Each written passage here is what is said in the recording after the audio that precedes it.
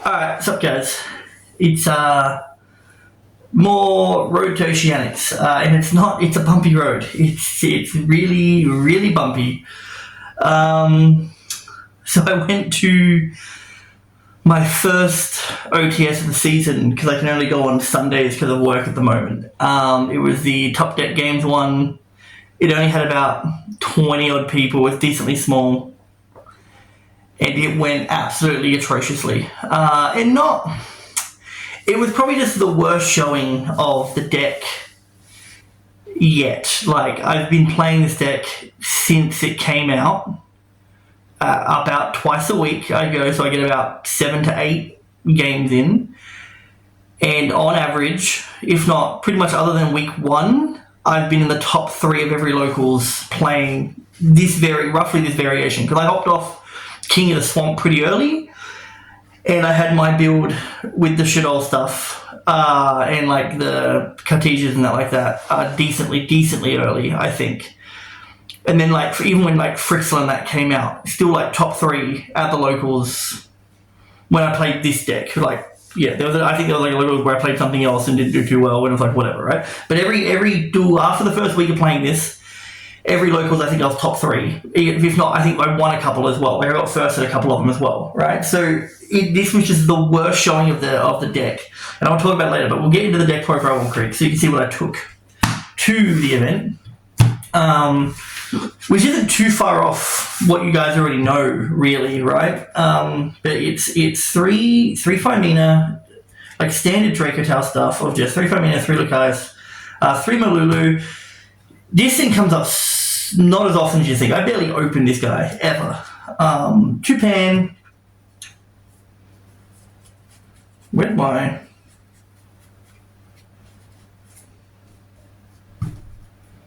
What the fuck? Hang on. Oh, there it is. I don't know how I got mixed up there. 2 Pan, 1 Ovula. Okay, that's... Oh, and then one Frixel is the Dracotal monster lineup. I think these ratios are really good.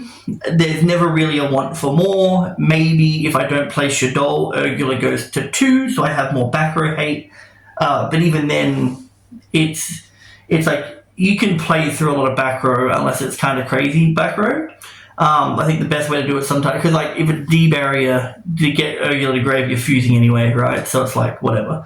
So I think 1, 2, because I want to see this more often. This is good for winter plays. Pretty bad normal summon though. I want to talk about this one later. I'm going to talk about that one at the end. And then so that's like the Dracotal stuff, monsters. Then it's 2 Cartesia. I played 2 of the Cartesia.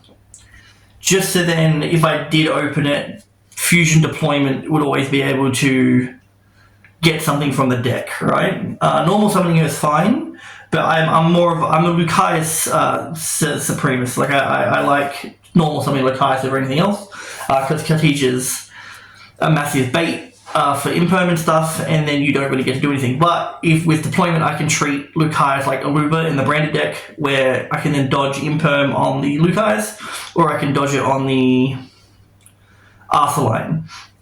And then so that's just the 2 Cartesias. And then the Shadol stuff that I was running was a Wendy. It's the wind typing is what I want.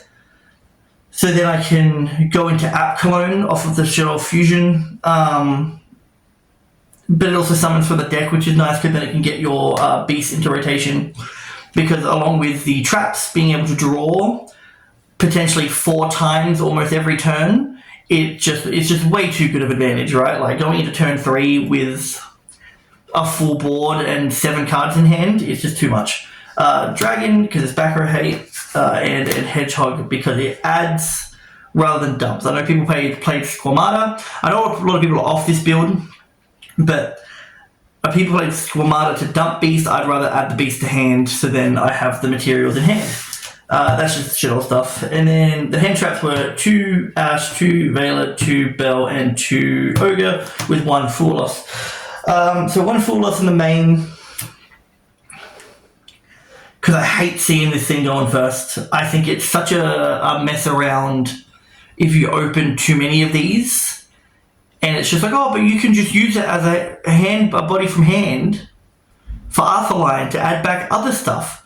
Cool. Going first, you better hope that your first fusion into a Gulamel, then into an Arthurline will actually go through, so you can use these bodies to add back other stuff, right? Like, it doesn't come up as often as you think. Like, realistically, using Full Loss as maybe in follow-up turns, it's really nice to be able to recycle some of your other stuff.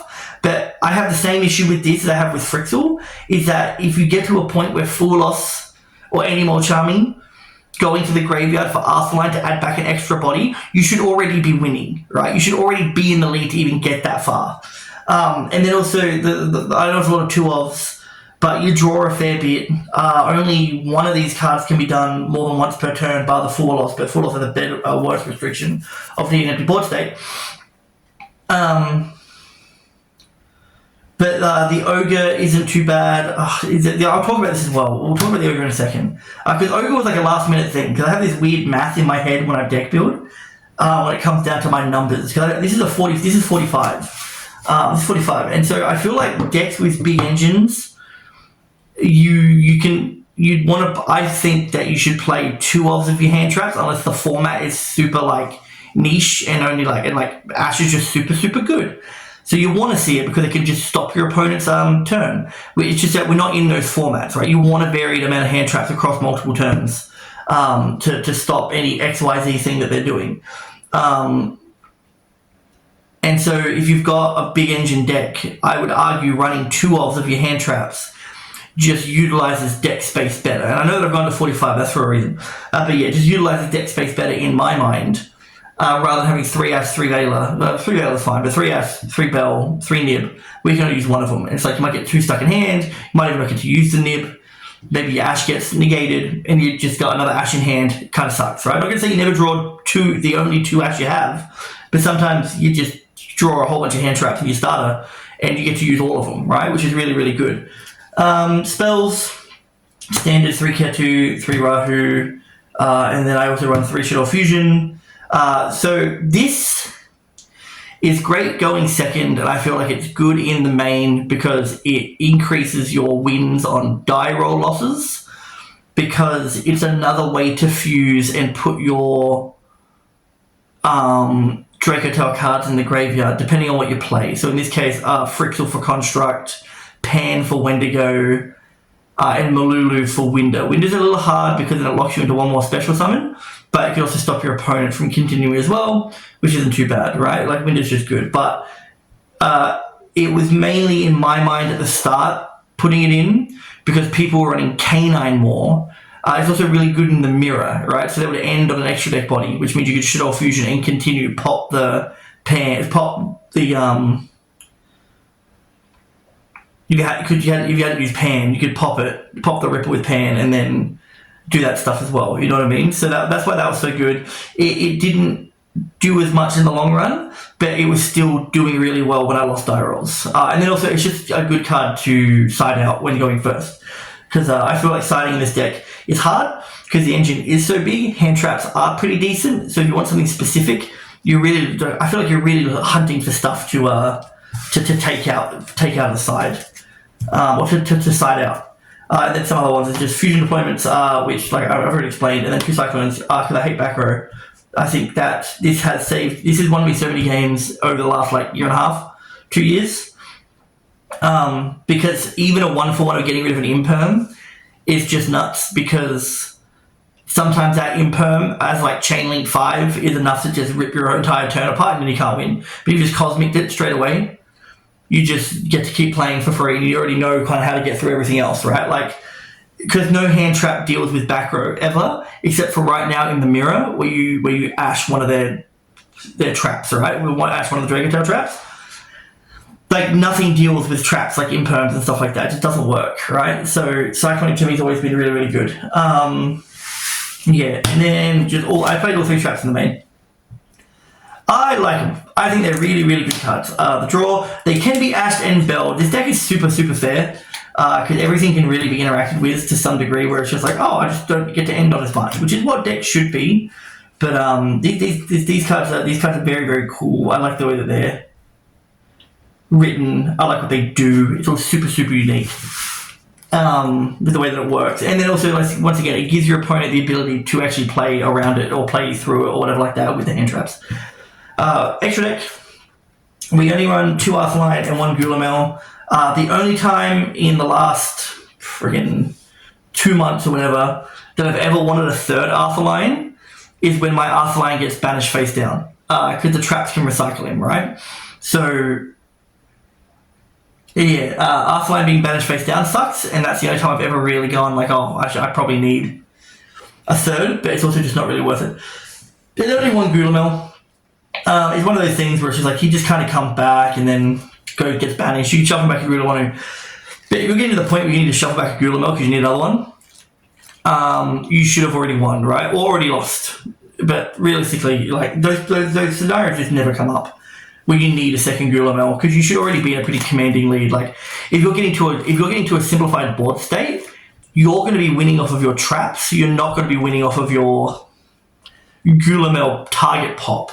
Like it's nice to force out your opponent's stuff early on, where it's just like, cool. If you don't chain something now, Gulamel's going to pop something. That's a cool little like, all right, force your opponent to think.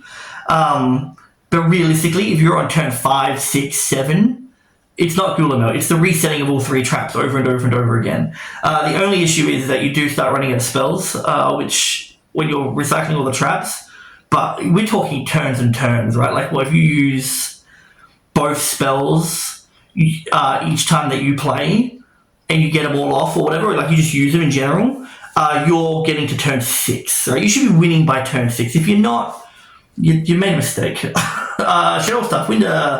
Wendigo, off Shadow Fusion, you send Pan. It's not the greatest thing in the world, but it does send Pan, which is really nice, which means you can start breaking boards with like a dragon. Construct, send Frixel or Ogre, we'll talk about in a second. Apcalone, never comes up. Normally sending Pan is better than sending 2 Shadows because the other one's Wendy, which just summons, and you don't really ever want to play more into Nib than you already do when going second. So if it doesn't really come up, probably would start it out. But it can be sent off of Grand Guganol, which is maybe why you keep it, because then you can add an Shadow card and discard one. But Grand Guganol, you need it for the fusion deployment regardless, so it pairs well with as interaction with Maelong and Lulu Lilith. So this one here becomes a bounce. You can send it off of Grand Guganol, which is really good. It's not so much that people don't expect it. It's not. I don't think it's a viable excuse or justification to run a card because it throws your opponent off. It needs to be there because you want to use it for something, right? And in this case, like Lulu is really good because it can summon another Cartesia in the end phase when it goes to the graveyard. That's really nice, which means you're getting to more bodies. Lulu though never ever gets summoned because normally by the time this could activate its effect to summon from the extra deck, you've already won. My opponent just scoops. So normally the Grand Guganol sending the Maelong is enough to kind of just be like, I've just got too much interaction now. There's nothing else, right? But yeah, so that's there's no real justification like, it throws your opponent off. But a lot of the time, because they do just play regular branded, like regular Dragotail matches, they're not running the Grand Guganol. They're using Cartesia as another starter rather than using her as a interaction piece through Grand Guganol and Maelong. But I just like that because that's how we played it in branded. Then it's the Secretarian. Busted ass card. This card's great. In saying that though, I have to talk about it because it also pissed me off on the Sunday. And then Cross Sheep, which comes up a decent amount in the grind game. It's really good to OTK with. So like if you're not using Cross Sheep to OTK, that's why you're going to turn 6 because you suck and you should be going Cross Sheep earlier on. Yes, it plays into Nib, but realistically, your opponent shouldn't be siding Nib into you. Like I don't think so anyway, but. Like, I wouldn't do it. I think that there are better cards. Like, just Bell and Ash alone just to stop your traps is enough to warrant it. But Cross Sheep gets you to those OTK lines, along with the Secretarian as well. Like, being able to summon back a Pan, like, if you've just got, like, an Arthur Lion, this thing, and a Pan is enough for game into an empty board, which if you really Arthur Lined everything away, or Urgulet and Pan popped and stuff, you've got an empty board, realistically. But at the same time, if you don't think that you can OTK, don't Cross Sheep. Set up, pass turn, come back, then Cross Sheep. Bop, get everything going. Which is why I don't like this, so we're going to bring this over here as well. So we can talk Spirit, so you can make seals. And then SP is pointless. I would swap that out for any fusion, because I'll also talk about this, which I'll add it with this, so we can talk about that. And then in the side, it was 3 Fenrir. Fenrir is just broken. I like Fenrir just too much, I think. It's really nice into the Yummy boards. It's really nice into any board, really, because they kind of have to deal with it straight away, or they're wasting material on it, right? And you just don't really care, because either you can add it back later on and then resummon it and just kind of go there. Like, I've played so many Fenrir control matches before I could get my Draco Tail stuff back online, because I'd break a board and still have like a Fenrir that maybe I added back off an Arthurline or added, you know what I mean, and just kind of went that way with it, and we're just sitting there on a Fenrir and like 2 Draco Tail traps or whatever, and just went that way. The other 2 full losses, 2 Gadala. So the theory behind this is that I was a little scared of Lunalight, because I have no way to out Lunalight in this build, because the branded version does have Titaniclad. So the idea behind this is it sounds like it is a bit of a setup, but you know, you got to give yourself some level of like outs, right? Because you could just hard open it. And so the idea is that if you don't hard open it, you can send it off of Shadow Fusion to make Wendigo, right? And then this is in graveyard. Then you can make Arthurlion to add this back to hand, and then Kaiju. And that's if you don't open it. So yeah, it's only a 2-card combo technically. It's a Shadow Fusion and any other card, right? Any other Draco Tail card get you to this combo. Along with that, with not being stopped, by the way. If you're ashed, you just kind of just done, right? But opening it, by the way, is really good, because you open it and they've got double Lunite or they've got like Baguska. You can then go over one of them, Arthalion it back, and then just Kaiju over the other one. Which, depending on how your board state is sometimes, you can do that multiple times across a couple of turns. One Quackimero, this was for Yummy specifically. I did make a mistake with this, but it didn't really matter, because I think he was still going to win regardless. I'll talk about this as well in a second. You summon it off the seals, and that's it just kind of shuts down the game, right? Like you just instantly win, like floodgates are floodgates. Then 2 Dark Ruler for the Yummy Triff slop. And then even like Mitsurugi stuff probably isn't too bad, but realistically the prayers gets rid of it, comes back, board wipes anyway. 2 Chalice. This was for post-side retaliating seas. So you could negate it and get the rest of your fusions if you still had your fusions, right? Because the idea is that you Forbidden Chalice it and then just leave it on board, because then your opponent has to deal with it themselves as well. And either they link it off into something, or they just start banishing their own bodies. But yeah, that was the idea behind that, was to start it going first, to then Chalice the retaliating sea when it's on board. You'd still lose a couple, but so whatever. Harpies, because back row is just too strong. And there was that whole Odeon build walking around, because some dude got first place with Odeon. I don't even know what the rest of it was. Some Odeon crap. Odeon Primite crap. Anti spell, because we can play under it, or your card set on your opponent's turn, which then means you can flip them on your turn, because it's the next turn after they're set. 1 Chickboo, because realistically, you can sit on an Arthalion and a Gulamel and just keep, beating this stuff down, because they're not going to be able to make it anything after, like, especially if it's Yummy. If it's Yummy or Mitsurugi, they're not going too far with that, right? Like, sure, they can board wipe, but it's like, whatever. Then they're stuck into 1 reptile, and they can't go any further than that, which means you normally can just go from there. And also the shit old cards. A lot of them aren't spellcasters and dragons. Like, there's fiends and fairies and stuff, so you can end with a bit more on board than just a dragon and a spellcaster. That was the idea behind that, but then, yeah, it also just locks them down. So, I'm going to talk about the event real quick before I get into the cards, and maybe the cards will come up as I talk about them. Round 1, I went X3 drop.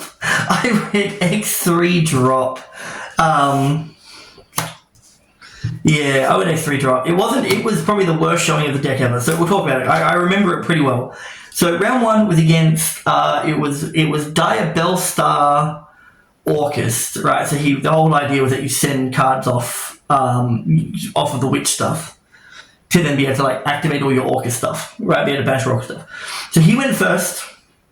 I drew like nothing but engine pretty much. I don't think I drew any hand traps.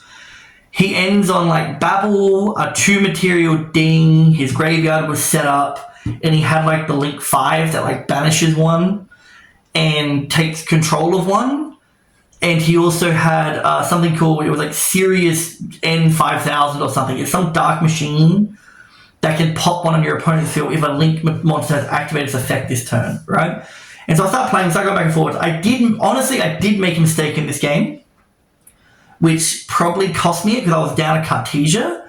But for it to be that close meant that I probably only made the one mistake. So my whole thing was getting rid of Babble underneath a Dingirsu, right? And so with 2-material Dingirsus and me having Dragon Urgula that could pop, I was like, well, how do I out that? So my first thought was, because I had access to Cartesia, I could go Grand Guganol in, dump the Maelong, and then the Maelong can bounce the Dingirsu, and then I can just play, right? Without having to worry about too much, because then I could just go like Ketu or Rahu or whatever I had, and then pop the field spell. Okay, so that was a bad idea, because when I activated Cartesia Effect Diffuse, he just popped it with the Sirius thing. And so I ended up baiting it out, which was kind of the idea as well, just to bait it out and then continue playing. But after I baited it out was when I realized I can just chain block the Urgula pop and the Arthalion. So then Dingirsu is off the board when Urgula pops Babble, with the Tower of Babel or whatever it is, right? So if I just saw that earlier, if he tried to pop anything with Sirius, I could always Cartesia Quick Effect second in chain 2, then go from there. So that was the one mistake that I made there, right? And so he ended up taking it because he ended up like taking control of a boosted Arthur Lion off of the Lulu. So he stole it after Lulu used his effect. He did well. He did well, cleared board, got game, whatever, right? I made a mistake. It was that's how close it was. That one mistake, I think, is really what caused it, because I should have been a Cartesia up the whole time, and Cartesia's just a tad too strong to lose to a random pop, I think. Then game 2, I go first, and my opening hand was Flame, Cyclone, Ash, Vela, Frixel. This piece of crap. Frixel, right? It does nothing, okay? So I normal Frixel, I link into Spirit with Either Blue, he's in graveyard. I then set Flame, I set Cyclone, and I pass. Okay? Now, he had no hand traps. So he's got 6 cards in hand, right? And only he Lightning Storm straight away. So I flip Flame thinking, screw it. I'll just draw one, see what happens, right? So I negate it, keep my Cyclone, and I draw into a Ghost Bell. Okay, and from that point, I then just throw all my hand traps at it. But the other 5 cards in his hand was all engine. He had no hand traps, he had no non-engine besides the Lightning Storm, and just managed to play through a Cyclone and 3 hand traps is what he played through, and then the Flame, of course. But he had no other spells besides the Storm, besides the Vortex, or the Storm, sorry. So it just didn't matter, right? So. And that's how my first game ended, was with that hand. And like, I'm like, look, I played as best as I could, because I really don't know what his deck does. And for him to have 5 engine cards against my 4 pieces of interaction, I wasn't winning that anyway, because I don't think that there's any way to stop Orcas half the time unless you can just neg the whole hand, or you just stop them from banishing stuff, right? So it's like, whatever, right? Maybe I could have been a bit smarter with it, but like I said, 5 engine cards against an Ash, Vela, Cyclone, and Bell. It just didn't matter. It just didn't matter, I don't think. I could be wrong. I could be wrong there, because maybe if I know the deck better, I could have done it. But this brings me into like the Frixel and Ogre that I want to talk about. So Frixel sucks. Frixel is a terrible card, especially in the pure version. I can see why it would be good in the branded version. I can see that because it's a light type. And I was using it mainly because it's a light type and because it's another name. But I don't struggle for names, like, ever. I don't think I've ever struggled for names in this deck. I've always had something to play, right? I would argue that even the Ogre, right, like, either just playing one Ogre and no Frixel, so I've always had the light type for Construct, arguably, a kaiju would do me better in a lot of these scenarios where I just have a kaiju in graveyard off of the construct, and I can add it back and then kaiju over. Like that, then that would put me at 43 cards instead, right? So Ogre's fine. It's just that I probably shouldn't have upped the count by that many, because it was funny. Because I look at the way I deck build is I look at how many bricks there are, and I just add one on top in the sense of what would I rather see, and just hope the numbers kind of work. I understand there's a calculator for it, but I don't believe the calculator works. I think the statistical thing just doesn't work, because it just doesn't. It doesn't. I've played so many games, and those numbers just don't add up to me at all, right? Like ever. Especially when you play, even if you are just playing 40. I've played plenty of decks that were at 40, the numbers just don't add up, right? And then when you do increase the numbers, the percentage of not seeing another card is minute. So the fact that they're like, oh, you got to do it like this, it shouldn't matter that much. Like, you play so many games, it shouldn't matter that much. But people argue that this card's good in like turn 4, turn 5, and I argue that if you're going to turn 4 or 5, you've messed up, and you should have already won or lost by now, and Frixel isn't going to really be the saving grace, and if it is, your opponent's bad, and you're bad. In the brand version, I can see why it's good, because it's a light type. You can summon it off of Albion the Sanctifier, which then can bounce back a Lucaris, which can summon out of Firmino. You can bounce back the Firmina out of their hand. I think it's a dumb card because it already does what the deck does in any respects, which is Arsaline can bounce as many as it sends. Horn can bounce. Like, everything recycles. This thing is just pretty much recycling.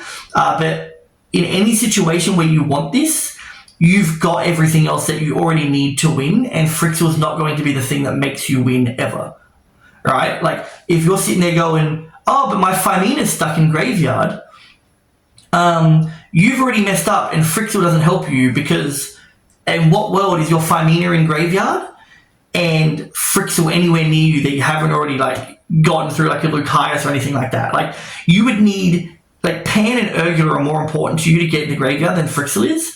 So for you to get all of those into the graveyard, have them in rotation, and still not have a normal, or still not use Frixel as a normal summon, you're already in a position of winning, I think, right? And Lucaris is just a better normal. Cartesia is just a better normal. This will go in the branded version, which I'm going to play next, but it's not good in pure. It does nothing that the deck wants you to do that the deck doesn't already do. And it's just like, I don't care about turn 4, because by turn 4, like I said, my traps are doing all the work, my big bodies are doing all the work, Winder's probably already on the board and they can't play anyway. Frixel doesn't do enough for me to care. And then Ogre was just like, I added 2 more, because there were like 5 cards I didn't want to see, which was all traps, Frixel, and there was something else I didn't want to see in the deck as well, where I'm just all like, nah, we'll go to 45. So I added 2, probably should have just added 1 and no Frixel, or just added a light kaiju. Game 2 was against Kitten. He was playing Pearly Yummy. Game 1, I build my board. He went to nib me on summon 4. I was like, that's not right. And he's like, damn. And then I make seals, and I go, do you want to nib now? And he goes, nah, I'm good. I'm like, alright, sick. So I play, I set my traps and stuff like that. I set like all 3, or maybe just 2 of them. And then, like, pass turned, went a bit, ended up like negative whole hand. I had an Ash in hand still, which he knew, because I dumped it over the Arthline and added it back. And yeah, he just couldn't play through. He goes like Talents Draw 2 as his last card besides the nib. I actually goes, yeah, next game. Game 2, I opened no hand traps. He plays, I really wish I had draw in this, but I also wasn't really expecting to play against Pearly. But knowing my luck, because I duel him like every damn week at locals, I should have known I was going to duel him at some point. But then he makes Big Noir, and then summons 2 Pearlies, and then just goes Yummy combo. I'm like, alright, whatever. Yummy's a joke. So I scoop, we go next game. Game 3, I open like a trap, 2 Firmina, and like just nothing else relevant, right? Like, I think there's like a dragon in there or something like that. I'm like, yeah, sick. So as I'm doing my turn, he ends up DD crowing one of my Firminas, and I was like, well, that sucks. I was 3 Firminas in by turn 2, which just isn't a thing. Normally it's like 1 Firmina will rotate a bit. If it gets lost somewhere, you can not like get another Firmina somehow. But to have a banished one and then have the other two sitting in grave, I'm sitting there going, I can't fuse anymore. Like, unless Ketu goes off, which I think he ashed. And then I was like, sick. So I ended on seals and 2 traps at the end of my turn. And he drew for turn. And other than the DD Crow, he didn't do anything else. So he started with 5 cards in hand. He normal summons Cookie. I horn it back to his hand and draw one. Then I go, no, I didn't horn it. I seals it. I seals to bounce the Cookie back to hand.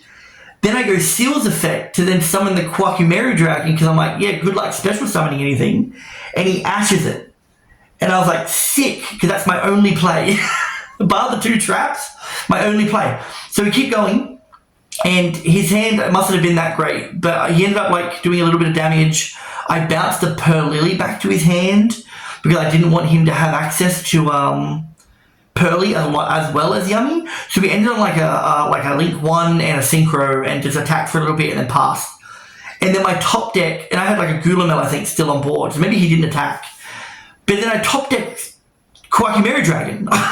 So I top decked it, and I'm like, sick. So this is where I messed up, but regardless, it didn't really matter because I'm thinking, I'll have to go battle, bait the Book of Moon, go main phase 2, normal summon Kwakumeru Dragon, and then pass and he can't play.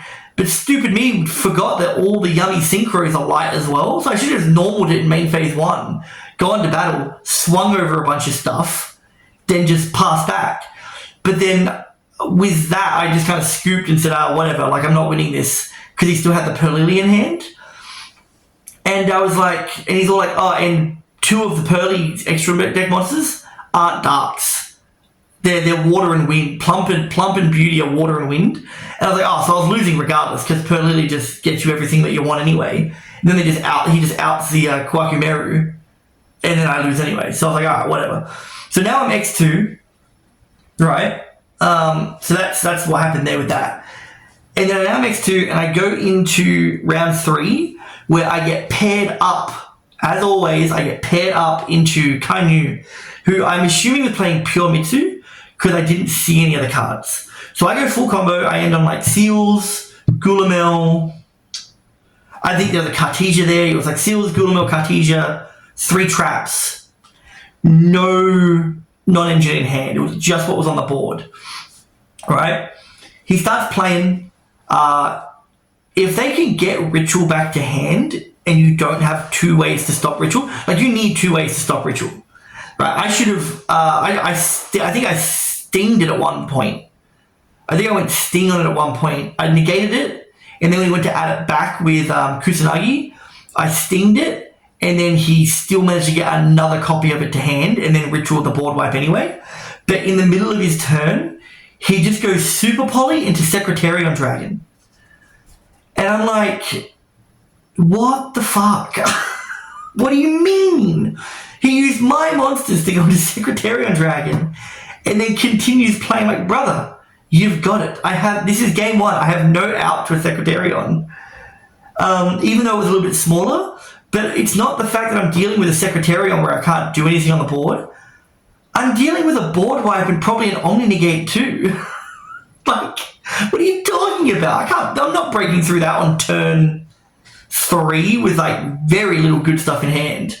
So that was like that. And that's where I was like, you know what? I'm done with the day. I'm already going to go like that was it. I'm X2. I've been paired up. I got Secretarion. I'm like, I can't get my invite anyway because I already lost the first one, really, out of 20 people. Losing 1, I've already not made the top 2 to make my invite. And that was my day. It was just a poor showing. I feel like my opponent had everything that they needed at all times. And I think I only really made like 1 actual mistake, which was in game 1. The Kwakumeru thing was a mistake, sure, but he had the out to it, so it just didn't really matter anyway. You can't really call it. Like, yes, it was a mistake, but it's a mistake that has the same outcome if I made the mistake or not. But the mistake that I made in game 1 was probably the only reason why I lost that game. And we would have gone to a game 3 if I had just not used Cartesia effect straight away. Yes, that was my event. I went home and did some work instead. So now, just quickly, Crush Heap, it's really good. People say that it works really well with Frixel. I don't care. You use it to OTK. It's super easy to get out, super easy to activate the effect. Yes, you play into Nib a bit, but realistically, if you're getting to a point where you feel safe to OTK, the Nib's probably already gone, or they just didn't start it in against you. Like, it just doesn't matter. So this is good. Little Knight is pointless in the deck, I feel, because of stuff like Sting. With Sting being, yeah, I get it, like it's a strong card. I would rather another Fusion. Mysterion is good, another Arthurline is good. If you're playing the branded version, any other branded Fusion is better than Little Knight in this case. Because not even that you get locked, like, because you do get locked, sure, but realistically, like, if you want to banish stuff, Sting is arguably a better card that is searchable. I know this is in the extra, it just never, ever, ever comes up, because I would rather OTK, or I would rather have like a Seals, or I would rather like a Crush Sheep, or I would rather just have my materials on board for another Fusion. I wouldn't play this in Draco Tale ever. Well, not anymore. Not anymore. I did. But yeah, that's what happened. That was my first big event for the season. I don't think I played terrible. Other than the game one, I really don't think I played that bad. But by halfway through game 3, where I'd already got X2, I was just kind of like, there's no point in me being here anymore. I can't justify spending a whole Sunday playing Yu-Gi-Oh! When I have other work to do as well. If I got my invite, it'd be like, yep, that was worth it. But the fact that I didn't get my invite means that it's just a giant waste of time. So I'm going to move to the branded version, right, and see how that goes. I've been tinkering with it a little bit. Once again, it's not like everyone else's list, but because I like the branded stuff, but there's some other stuff in there that no, it's not crazy stuff. It's just stuff that I would like to get off more often. And if it doesn't work, I'll just get rid of it, and it's like fine. I think I'm at 42 cards in it, so there's room for it to go down, I think. And yeah, that's about it. I think there's an event coming up that I can go to soon. I don't know though. I can double check. But yeah, stay tuned. I'm also messing with another deck too, which I would like to try and use at a big event, but I'd like to get my invite with Draco Tale before I move on to another deck. Because I would like to see if I can get top 2 with this build. I think if I just change those couple of things and stop playing like a moron, then I might do okay. But next one will be Draco Tale branded, and then I'll retry with another event with this one, and then I'll try that other deck. But we'll see. In that case, thanks for watching, and I shall see you guys whenever I go to another event. And you guys take it easy.